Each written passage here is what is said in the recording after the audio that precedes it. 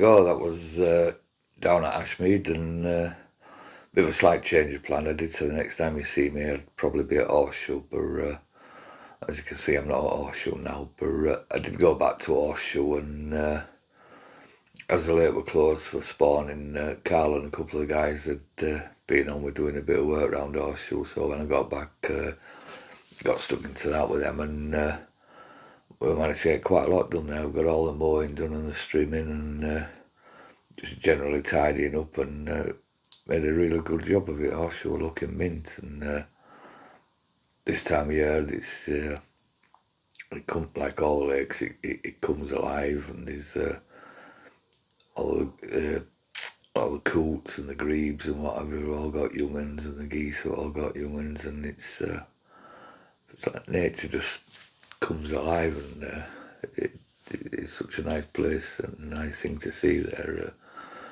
It's not without its downsides, mind you.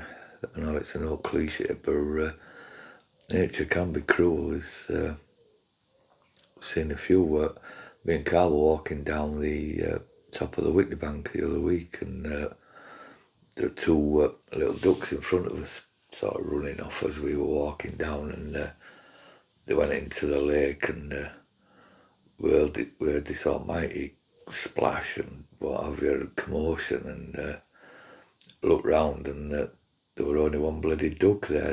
A pike had obviously been up and had the other one, but the other one was swimming around frantically looking for its mate. And so yeah, it's like I say, it's quite cruel. And the young geese, I don't know why. Well, I don't know why. It's because I throw them bread, but the geese and the young ones all come hang around the lodge area this time of year, and they're just milling around there. And the bloody crows just come down and pick up the baby geese and fly off with them, and it's bloody awful. It's bloody cruel. But the worst one, when they were mowing the trout bank, I went up on the mower, on the ride-on mower, going up there, and there were a male duck just sat there.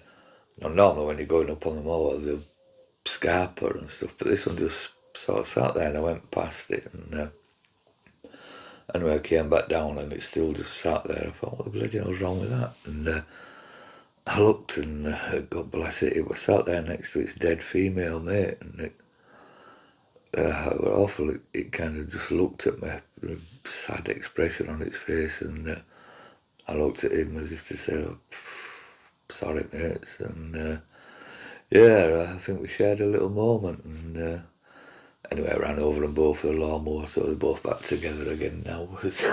No, I didn't. Oh, God forgive me. No, I didn't at all, but yeah, it was bloody awful, poor little bugger. So yeah, as wonderful as nature can be, it can be equally as cruel. So, but what I'll do now, I'll play a few bits of video and a few still photos I took of Horseshoe when I got back up there, and I'll come back afterwards and I'll tell you what happened after I'd been back up at Horseshoe.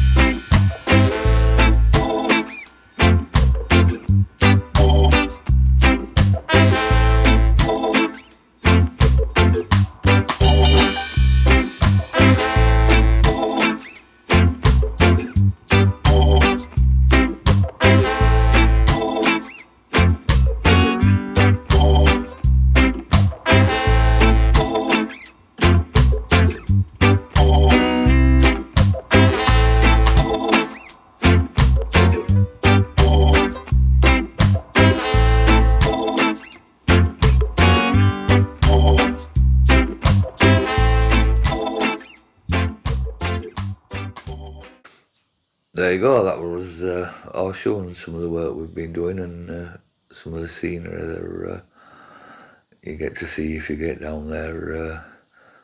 I missed the Northern Lights myself, but I thought the Northern Lights is something else.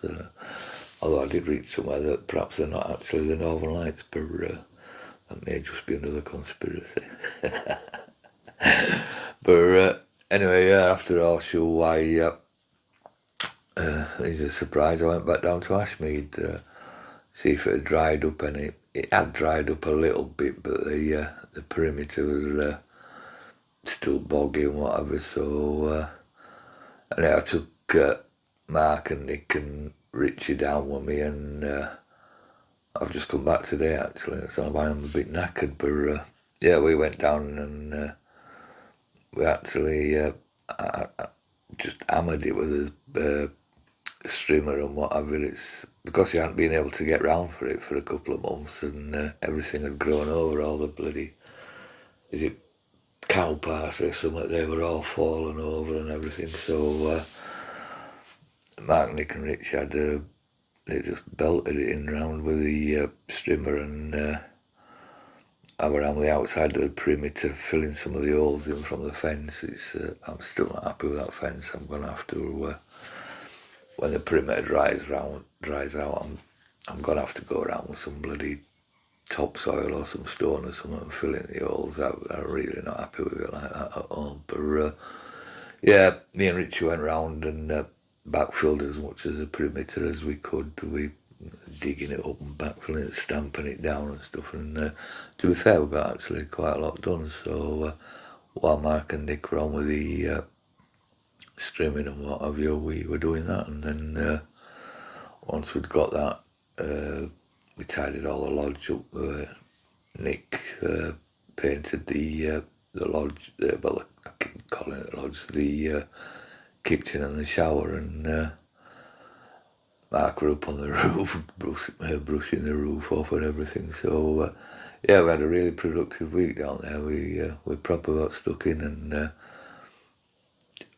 we just need the bloody skies to stop emptying down on us and stuff. I reckon going back down next week, I've seen the weather forecast. We're due 4 or 5 nice days, or at least days when it's not raining. So I'm hoping that will dry it out enough for me to get the roller on it and just compact it down a bit and just get it ready. We're due to reopen again on June the 7th, and well, it's all right. It's looking nice and everything now. It's I reckon another dry week and we can get it finished off, and it should be looking cock on, if you'll pardon the expression. But yeah, anyway, like I say, I've just come back from there, and although we got stuck in and worked hard, we had a good laugh down there. We had a nice barbecue and whatever. So yeah, a productive week. So it's the end of the month now, so I need to rush and get this one out. And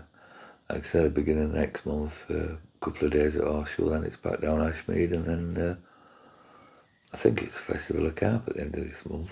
I've noticed on social media there's a load of adverts for that and stuff, so that's coming along. Hopefully a few of you will come down to that. So what I'll do anyway is, like I say, Horseshoe will close for spawning, but it's been open up the last week or 10 days, and been some nice fish coming out. They are obviously down in weight a little bit now, but they definitely seem to be getting back on the feed. So now's as good a time as any to get yourself down and get the rods out. And hopefully one day before too long I'll be able to get mine out. But I shan't be holding my breath. It just seems to be one thing after another now. Just bloody, it always seems something to do. So, but I will get them out before long. So anyway, on that note, I'll leave you with a few photos of the fish that have been out at Horseshoe. And Farriers is close for fishing now, but prior to close for fishing, well, it is close for fishing, but close for spawning. But prior to the spawning, there were a few nice fish coming out there, so if I can get a few pictures from there, I'll update on how that's going as well. So, but yeah, in the meantime, as usual, I'll stop bloody waffling on and we'll catch you in June. See you later. Take care. Bye-bye.